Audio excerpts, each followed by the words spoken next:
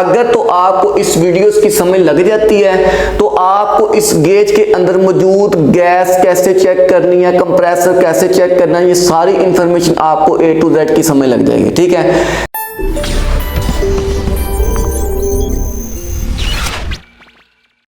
अस्सलामुअलैकुम दोस्तों, उम्मीद करता हूँ आप तमाम लोग खैरियत से होंगे। अल्लाह पाक आपको अपने ईमान में रखे। आप देख रहे हैं ऑटो के यूट्यूब चैनल। दोस्तों EFE auto electrician classes proper तौर पर एकेडमी के अंदर भी चल रही हैं और जब भी मुझे टाइम मिलता है वक्तन फवक्तन कोई ना कोई वीडियो अपडेट कर देता हूँ ताकि जो लोग मेरे तक नहीं पहुँच सकते उन तमाम लोगों तक ये इन्फॉर्मेशन पहुँच जाए।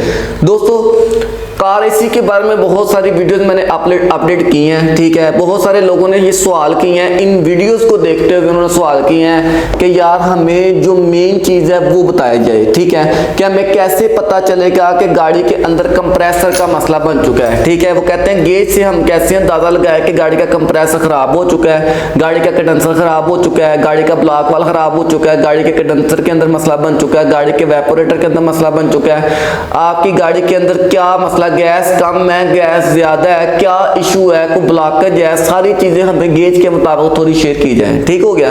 तो भाई ये सारी चीजें मैं आपको स्टेप बाय स्टेप बताऊंगा, टेंशन नहीं है। आज की वीडियोस के अंदर ही मैं आगाज कर रहा हूं। अगर तो आपको इस वीडियोस की समझ लग जाती है तो आपको इस गेज के अंदर मौजूद गैस कैसे चेक करनी है, कंप्रेसर कैसे चेक करना है, ये सारी इंफॉर्मेशन आपको A to Z की समझ लग जाएगी। ठीक है, पहली बात तो आपको कुछ चीजों का आइडिया होना चाहिए। वो कैसे?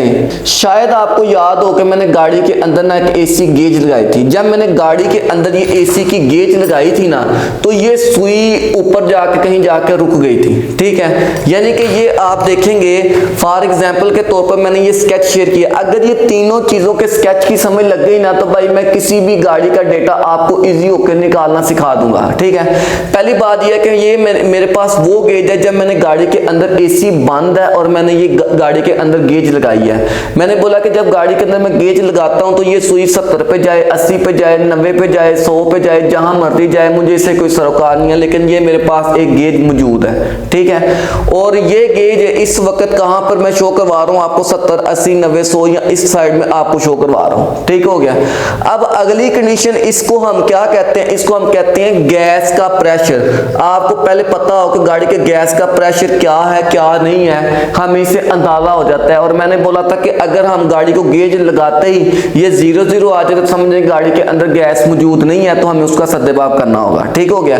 अगली कंडीशन के अंदर क्या होता है कि हमें तब पता चलता है कि गाड़ी के असल रेजोल्यूशन का तब पता लगता है, ये तो हमारी जहां मर्जी जाए, लेकिन हमें तब पता चलता है कि ये गैस है कि ये हवा है कि ये क्या चीज है। तो मैंने जब गाड़ी का AC का बटन प्रेस करके गाड़ी को स्टार्ट करके AC का बटन प्रेस करना है ना तो असल जो गाड़ी की जो सुई है वो कहां पे आकर रुकती है, हम उसको कहते हैं बैकअप। ठीक हो गया।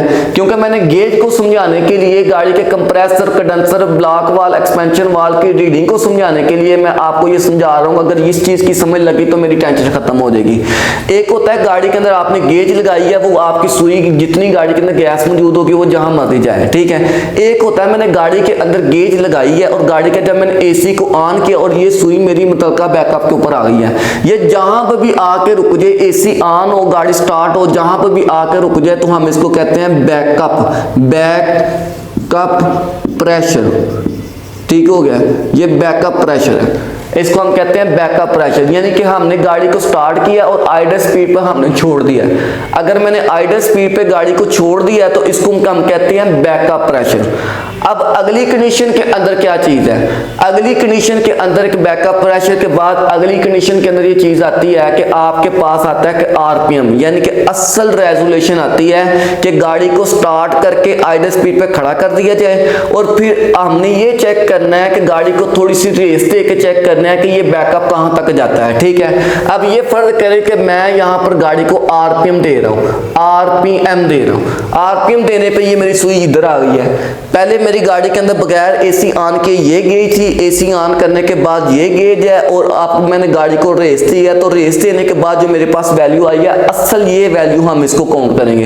एक तो ये वैल्यू काउंट करेंगे, दूसरा गाड़ी को रेस दे के इस वैल्यू को काउंट करेंगे, तो फिर जाकर मैं किसी चीज का अंदाजा लगा सकता हूँ ट्रैक्टर के गाड़ी के अंदर मसला क्या चीज चल रही है और इसको कैसे आपने चलाना है। ठीक हो गया, फिर मैं आपको उसकी गेज समझा सकता हूं अगर आपको इस वीडियो की समझ लग गई तो। ठीक हो गया, अब ये जितनी भी इंफॉर्मेशन आपको शेयर की है ना, ये मैंने बैकअप प्रेशर, अगर मैं किसी जगह पर समझाने के लिए आपको लिखूं कि बैकअप प्रेशर क्या है, वो गाड़ी का एसी ऑन करके गाड़ी को स्टार्ट कर खड़ा करके आरपीएम के ऊपर जो मामला होते हैं वो आपको बैकअप प्रेशर के काउंट किए जाएंगे। उसके बाद गाड़ी को रेस दे के जो बैकअप आता है हम वो क्या आता है उसके हवाले से हम गाड़ी के अंदर कंडेंसर वेपोरेटर की मामला को चेक करेंगे। ठीक हो गया, इस इंफॉर्मेशन को लोगों तक जरूर पहुंचाएं, चैनल को सब्सक्राइब कर लें और बेल आइकन पर जरूर प्रेस कर दें ताकि आप तक आने वाली वीडियो में आसानी के साथ पहुंचा सकूं। शुक्रिया।